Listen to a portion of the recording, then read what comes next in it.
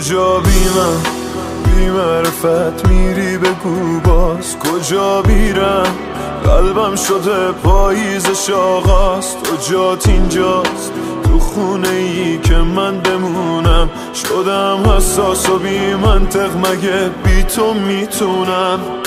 دیگه گذشت و از سرم بازی چه شد رفت اون آدم مغرور و خودخواه بچه شد رفت هر کی میتونست از تو چشمای سیاهم اینو بخونه که کنارت رو به راهم دیگه گذشت و از سرم بازی چه شد رفت اون آدم مغرور و خودخواه بچه شد رفت هر کی میتونست از تو چشمای سیاهم اینو بخونه که کنارت رو به راهم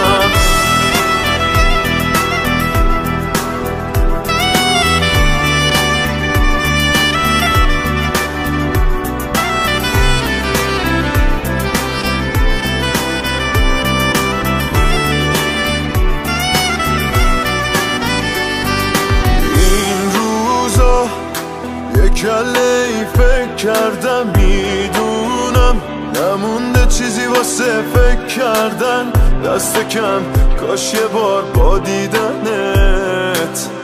یکم اون خاطره ها برگردن هنوز شما روشنه به عشق تو خونه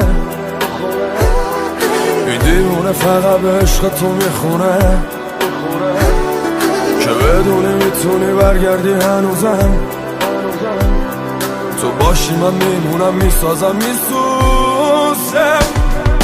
دیگه گذشت و از سرم بازی چه شد رفت اون آدم مغرور و خودخواه بچه شد رفت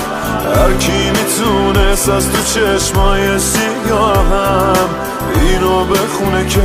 کنارت رو به راهم دیگه گذشت و از سرم بازی چه شد رفت اون آدم مغرور و خودخواه بچه شد رفت هر کی میتونست از تو چشمای سیاهم اینو بخونه که کنارت رو به راهم